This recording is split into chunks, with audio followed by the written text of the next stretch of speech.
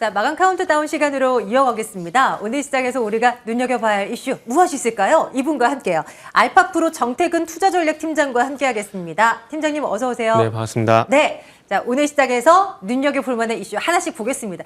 시장 큰 틀을 잡아보려고 해도 워낙 이랬다 저랬다여서요. 그냥 저희 이슈가 있는 쪽 한번 들여다보려 합니다. 첫 번째는 새 정부에서 기대할 수 있을 만한 무언가가 있을까라는 아이디어 속에서 미래 모빌리티 시장에 대한 이야기를 나눠보려 합니다. 시작을 해보죠. 새 정부에서 대대적인 투자를 하겠다고 이제 계획을 내놓고 있습니다. 일단 올해는 조건부 자율주행을 완료하겠다 뭐 이거였고요. 2025년도가 되면 UAM 이걸 상용화하겠다라는 것인데 다음 장 그림을 통해서 한번 볼까요? 대표적으로 이거요. 드론 택시를 타고 하늘을 날아서 내가 원하는 목적지까지 가는 것을 상용화시키겠다라는 것이 이제 정부의 그 계획 아니고요. 그럼 이제 5년 뒤는 핸들이 없는 자동차를 우리가 타고 다니겠다. 완전 자율 주행차를 선보이겠다, 상용화시키겠다라는 계획입니다. 이 사진은 이제 현대차의 컨셉, 그 핸들 없는 자동차였고요. 글로벌 모빌리티 시장은 뭐 우리나라만 앞으로 커갈 거다 뭐 이거 아니죠. 전 세계적으로 이 시장이 어마무시하게 성장할 것으로 예상이 되는데요. 2030년이 되면 지금 2017년도에 4천조 대였던 시장이 9천조 대까지 성장할 거다라는 예상이 나오고 있는 요즘입니다. 뭐 이런 것들 뭐 이제 현실을 달려면 아직 한참 멀었겠거니 싶긴 하겠지만 그래도 우리 주식시장이라는 것이 기대감에 또 움직이는 종목들이 많지 않겠습니까? UAM 관련주를 꼽아서 이제 놓고 볼까요? 뭐 3년 뒤에 상용화한다는 베셀, 기산텔레콤, 네온테크, 퍼스텍 등등 의 종목들이 꼽히는데요. 나름대로의 뭐 무인 항공 관련한 기술을 좀 보유하고 있는 그런 기업입니다. 장중에 뭐 엄청 급등하기도 했었습니다. 이런 종목에 대한 투자, 팀장님 어떻게 보세요? 항상 이렇게 새로운 게 나오면 네. 이렇게 좀 그 주식시장이라 해야 될까요? 이렇게 뻥튀기를 좀 잘하는 것 같아요.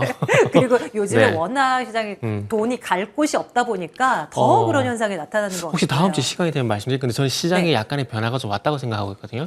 그럼 시장 이야기 네. 먼저 좀 해주셔도 네? 좋아요. 시장. 네네. 이게 좀 길어질 수 있어서 이 얘기를 하는 게 더 낫지 않을까요? 솔직히 이 얘기 관련해서 길게 네. 하실 거예요? 아니지 않나요? 아니, 자동차에.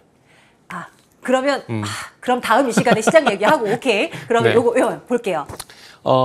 일단은 지금은 정보정책 테마라고 좀 봐야 되는 거고요. 네네. 그리고 지금 현재 상용화 가능한 기업이 일단은 지금 현재로는 2개의 업체가 압축이 되고 있습니다. 아쉽게도 우리나라 기업은 아닙니다. 하나는 미국의 조비라는 기업이고요. 하나는 독일 릴리안이라는 기업이 있는데 이 두 회사가 지금 UAM을 적극적으로 추진을 하고 있습니다. 그래서 이 조비라는 회사는 그 우버의 항공 사업 부분을 인수해서 만든 회사라고 보시면 될 것 같은데 2024년도에 상용화를 목표로 이제 진행을 하고 있습니다. 그리고 방금 말씀드린 두 회사는 300km 이상 또 이동이 가능한 그런 기술력이 있기 때문에 네. 지금 상황에서는 그 해외 쪽 기업을 보게 되면 이 2개 기업이 상당히 가능성이 좀 높다라 좀 보시면 될 것 같고요.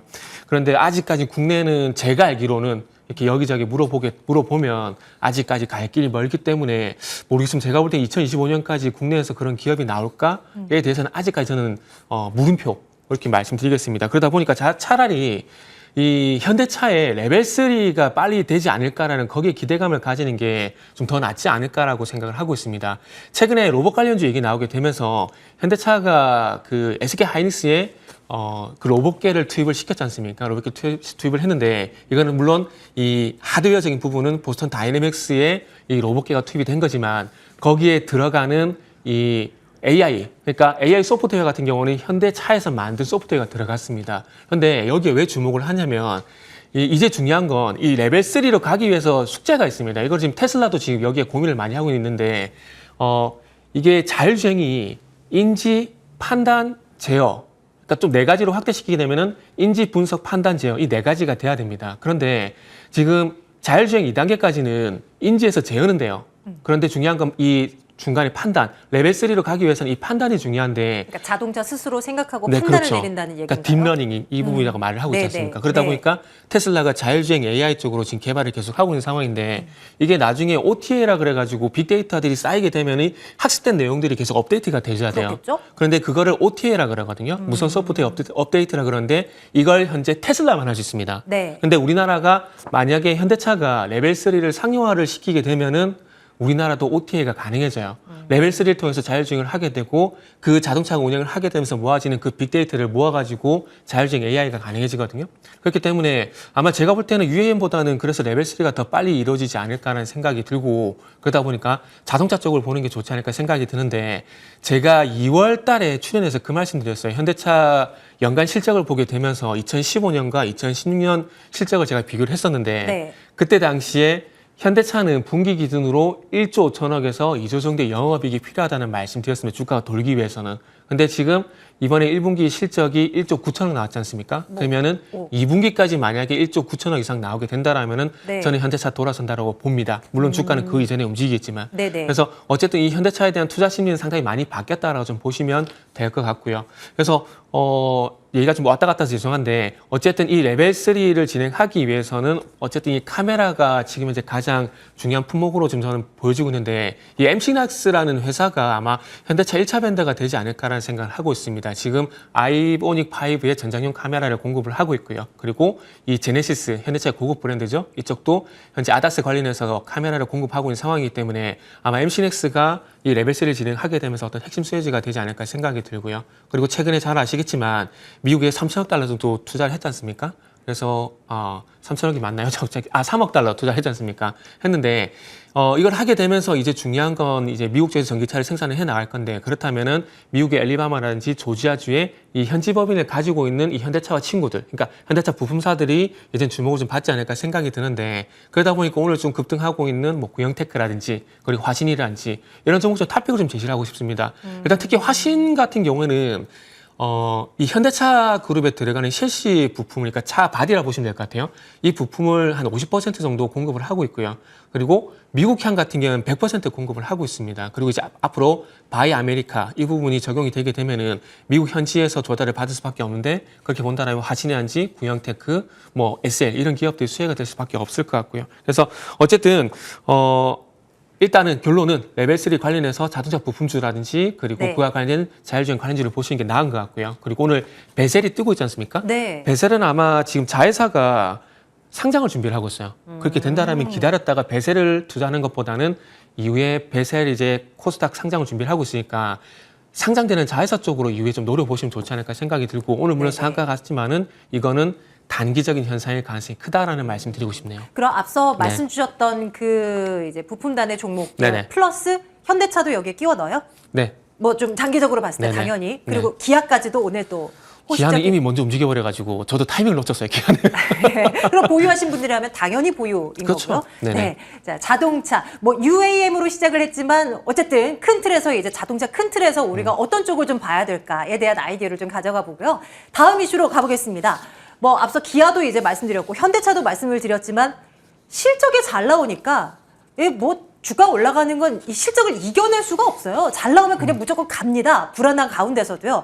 이쪽은 어떨까요? 이미 이제 선반영된 침략은 분명히 있겠지만 그래도 정말 실적 잘 나올 것으로 예상이 돼서요. 정유주들 한번 들여다보도록 하겠습니다.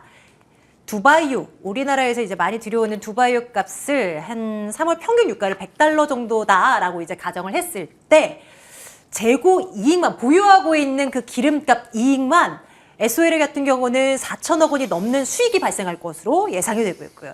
SK이노베이션은 7천억 원이 넘는 그냥 보유하고 있는 것만으로도 이익을 보는 그런 수치가 나온다라는 이제 추산이 있더라고요. 뭐 이런 가운데서 실적은 그럼 1분기에 SOL 같은 경우는 분기 사상 최대 실적이 예상이 되고 있는 상황이고요. 최근에 SK이노베이션도 컨센서스가 뭐 최근 대비 뭐 20% 넘게 이제 실적 컨센서스가 상향 조정되는 그런 흐름이 요즘에 보여집니다. 물론 주가는 많이 오르긴 했어요. SK이노베이션이 뭐 다양한 사업을 영위하고 있다 보니까 그냥 SOL만 놓고 볼게요. 최근 한 달 사이에 이렇게 올랐다가 주춤하고 있는 그런 상황이거든요. 어떻게 볼 것인가 궁금합니다. 뭐 호실적이 나온 거다라는 것이 기정사실이 된다면 이걸 지금이라도 사봐라고 이제 생각하는 분들이 계실 것 같은데요. 주요 증권사에서 내놓는 목표 주가를 보니까 13만 원 후반에서 15만 원서 상승률이 그렇게 크지 않나? 뭐 이런 생각도 해보게 되고요. 정유주에 대한 시각 팀장님 어떻게 가져가면 좋을까요? 네, 그 정유주 같은 경우에는 저도 3월 달까지 되게 좋게 봤었거든요. 네. 물론 그 이유는 실적 때문입니다. 그런데 조금 아쉽게도 이제는 의견을 좀 관망으로 좀 드려야 될 것 같아요. 그러니까 이게 참 주식시장을 참여하다 보면 상당히 이렇게 헷갈릴 때도 있고 어려울 때가 있는데 이게 참 그때그때 달라요. 이게 좀 비꼬자면 그런 표현을 좀 쓰고 싶은데 지금 실적 기대감 분명히 있습니다. 근데 이런 부분에서 저는 주가가 좀 더 갈 줄 알았거든요. 12만 이상 갈 줄 알았습니다. 저도. 그런데 이 분위기가 또 살짝 좀 바뀌고 있어요. 그러니까 3월 달하고 4월 중순까지만 하더라도 이 실적 모멘텀으로 인해서 주가를 계속 끌어왔어요. 그런데 4월 중순에 또 분위기가 바뀌고 있는 것들이 1분기 실적이 발표가 되지도 않았는데 지금 1분기 실적이 이미 주가에 현재 반영되는 듯한 그런 모습들이 나오고 있어가지고 네. 개인적으로 좀 아쉽다라고 좀 말씀드려야 될 것 같은데 아시다시피 지금 싱가포르 복합 정제 마진이 18.7달러입니다. 완전 초강세예요. 초강세면 이 흐름이 지속이 되게 되면 1분기뿐만 아니라 2분기도 마찬가지로 호실적이 나올 수밖에 없는 상황이거든요. 그런데 지금 또 어떤 얘기가 나오고 있냐면 최근에 어떤 정제 마진 급등 현상이 이례적인 현상이고 이 부분이 오래가지 못할 것이라는 얘기가 나오게 되면서 조금 주가의 발목을 잡는 듯한 얘기들이 조금씩 나오고 있다는 거죠. 그러다 보니까 서두에 말씀드렸듯이 그때그때 달라라고 하시는 게 실적이 지금도 그때도 마찬가지고 지금도 좋은 건 맞습니다. 그런데 그때 당시엔 실적에만 포커스를 맞추다가 이제는 실적은 약간 선반영되는 모습이 나오고 이제는 이 정제 마진이 과연 유지가 될까? 네. 그리고 이게 또 2분기 실적까지 이어질까?에 대한 고민을 또 하고 있더라고요. 그러다 보니까 참 이게 조정이 났을 때 매수를 말씀드린 게 네. 원래는 맞는데 이제 조정이 나왔을 때 이게 매수를 하는 게 맞나?라는 도리어 고민이 되고 실적이 발표가 되는 날 오히려 피크를 찍지 않을까라는 그런 고민이 살짝 되더라고요. 네네. 이게 물론 제가 간다고 해서 가면 좋겠지만은 저도 마찬가지로 시장을 보면서 눈치를 볼 수밖에 없거든요. 무슨 눈치를 보냐면은 시장 전반적으로 이 SOE를 바라보는 시선이 어떤지에서 저도 눈치를 볼 수밖에 없습니다. 거기에 따라서 저도 마찬가지 전략을 세울 수밖에 없는 부분들이고요. 그러다 보니까 조금은 애매해진 부분이 있기 때문에 적극적으로 매수라는 말씀을 못 드릴 것 같고요. 그리고 이제 최대 산유국이죠. 사우디. 이제 사우디가 5월 달부터 공식 판매가를 또 인상을 한다고 합니다. 그러니까 도매가를 인상한다고 좀 보시면 될 것 같아요. 그럼 이 도매가가 올라가게 되면은 이 SOL에 또 당연히지만 정제 마진이 줄어든다 보시면 될 것 같아요. 원래는 그 아시아향 원유 공식 판매가가 4달러 95센트였는데 네. 이게 9.5달러로 인상을 한다가량 합니다. 많이 그러니까 올라가는 거네요. 와. 2배가량 인상한다고 그래요. 그러면은 지금은 정제 마진이 18달러지만은 이 정제 마진이 이걸 반영하게 되면은 8달러대로 떨어지게 돼요. 그러니까 절반이 뚝 떨어지게 되는 거죠. 네네. 그러니까 시장이 또 여기에 또 포커스를 좀 맞추고 있더라고요. 그러다 보니까 이 호실적은 1분기에 끝날 것이다. 그리고 1분기 실적에 대한 얘기는 이미 많이 해왔다. 뭐 이런 식으로 조금 분위기가 형성이 되는 것 같다는 그런 눈치가 좀 보이더라고요. 그러다 네네. 보니까 서두에 말씀드렸듯이 관망에 대한 말씀을 좀 드리고 싶고 그리고 이 조정 시 적극적인 매수를 말씀드리기 힘든 근거가 방금 말씀드린 내용들이다라고 아하. 좀 생각을 하셔야 될 것 같아요. 네. 네. 정유주들 실적 아주 좋을 거다 뭐 이런 기사들 참 많이 나오는데요. 그것만 보고 지금 매수를 하기에는 조금 네. 무리가 있지 않나. 확인해야 할 것들이 많다. 뭐 이렇게 좀 이해를 해보도록 하겠습니다. 다음 이슈로 가서 그럼 이쪽은 어떨까 고민을 해볼게요. 하이브에 대한 이야기를 준비하고 있는데요. 어제는 또 엔터주 전반에 대한 시각을 쭉 훑었는데 오늘은 하이브에 좀 집중을 해보도록 하겠습니다. BTS가 이제 6월에 컴백을 한다고 합니다. 엔데믹과 함께 오프라인 공연도 주르륵 이어지게 될 텐데요. 증권사에서는 참 좋은 얘기들 많이 내놓습니다. 그런데 주가는 많이 떨어졌다. 그렇다면 사야 하나? 이쪽으로 이제 투자자들은 생각을 하게 되겠죠. 하이브의 주가 한때는 42만 원이 넘어갔었는데요. 지금은 20만 원 중반대입니다. 그리고 최근 들어서 이번 한 달 동안 BTS 군입대 이슈 그리고 금리 인상 관련해서 뭐 얘기가 나오면서 성장주에 대한 어떤 부담감 이런 것들 속에 많이 빠져 있어요. 지금 어떻게 판단을 할지 한번 들여다보겠습니다. 실적 부분에 있어서는 조금 아쉬울 것으로 예상이 되긴 하나 신성장 동력이 분명히 있다라는 거죠. 한번 다음 장 볼까요? 일단 BTS의 6월 컴백 일정 가장 큰 호재라고 볼 수 있을 것 같고요. 그 외에도 다른 뭐 걸그룹의 이제 데뷔도 예정이 되어 있다라는 것, 이것도 한번 참고를 해봅니다. 여기 플러스에서 신성장 동력, 게임 런칭도 있고 뭐 등등해서 다양한 우리 먹을거리를 생각해 볼 수 있다라는 것을 또 이제 증권사에서는 좋다라고 이야기를 합니다. 증권가에서는요, 목표 주가를 KB증권이 43만 원대, 키움증권이 37만 원대 중반 이렇게 좀 내걸고 있는데요. 하이브에 대한 투자는 어떻게 생각하실지 빠르게 점검하면서 저는 시장 얘기 조금이라도 해봤으면 좋겠어서요. 네, 하이브는 어떻게 참 생각하세요? 걸그룹 발음하기 힘드네요. 르세라핌. 네네. 네, 짧게 말씀을 드리면 요거는 일단은 26만 원대 지지력을 확인하고 난 다음에 매수를 하자라는 말씀으로 좀 시작을 하도록 하겠습니다. 네. 일단 최근에 엔터주들 같은 경우에 제가 볼 때는 모멘텀의 어떤 공백이 좀 생긴 것 같아요. 무슨 얘기냐면은 이 코로나 시국임에도 불구하고 이 엔터주들이 온라인 플랫폼이라든지 그리고 음반 판매량 요 두 부분이 강력하게 받쳐주게 되면서 실적이 괜찮았습니다. 그래서 이 오프라인 리오프닝이 진행이 되게 되면은 방금 말씀드린 음반 판매량, 온라인 플랫폼 이 두 부분이 받쳐주게 되면서 그 위에 오프라인 콘서트라든지 그 여기 또 리포트에서 나왔었던 이제 NFT는 신사업 이런 부분이 겹쳐지게 되면서 계속 갈 것이다. 이게 아시겠지만은 최근에 엔터주의 시각이었습니다. 네. 그런데 지금 오프라인 콘서트가 진행이 되고 있는 상황인데 이게 증권사마다 리포트가 다 틀린 것 같아요.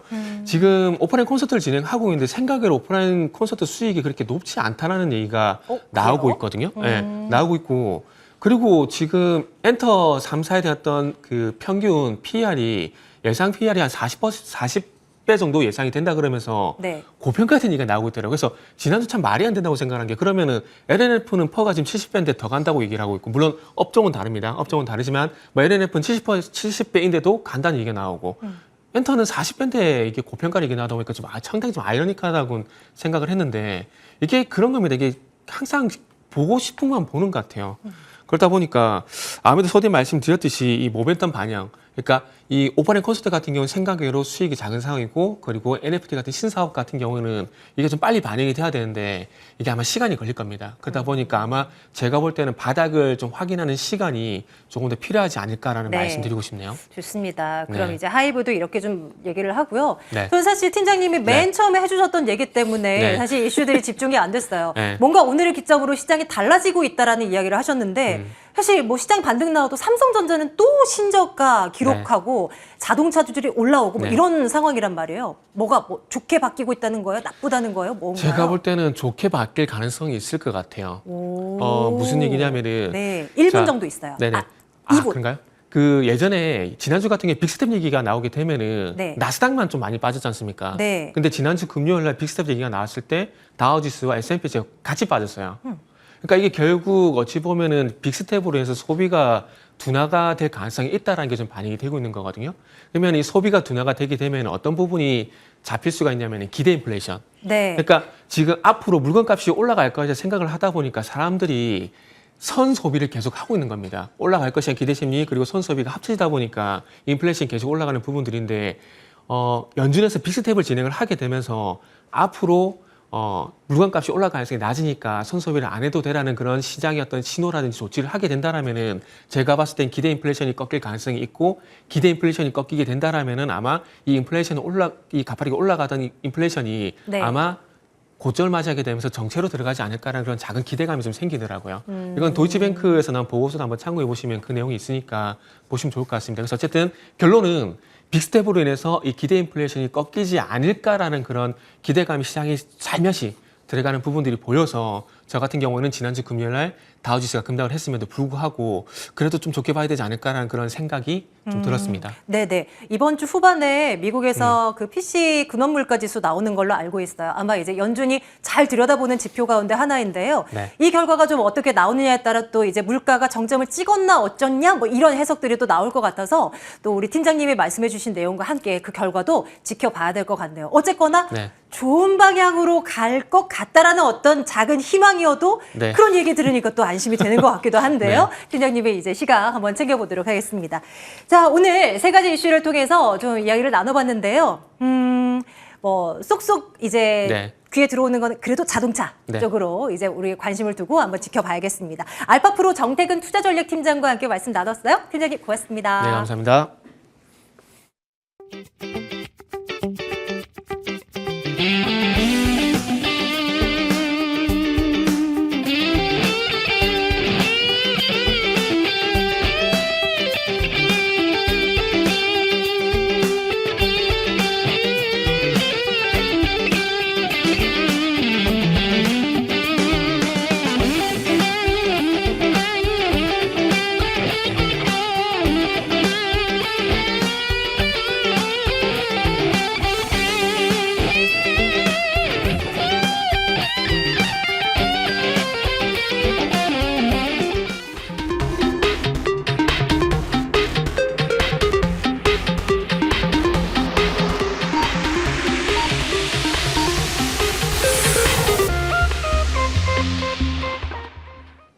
네, 이 시각 마감센터입니다. 오늘 국내 증시는 낙폭과대라는 인식으로 인해서 반발 매수세가 들어왔고요. 이에 더해서 미국 증시의 강세 영향까지 받아가면서 반등에 성공을 했습니다. 지수부터 확인해 보시면요. 코스피는 0.4%가량 오른 2660선에서 마무리했고요. 코스닥은 1% 넘게 오르면서 910선에서 안착하고 마무리했습니다. 이어서 수급 현황 살펴보시죠. 오늘 유가증권 시장에서는 기관이 강하게 매수해주는 흐름이었습니다.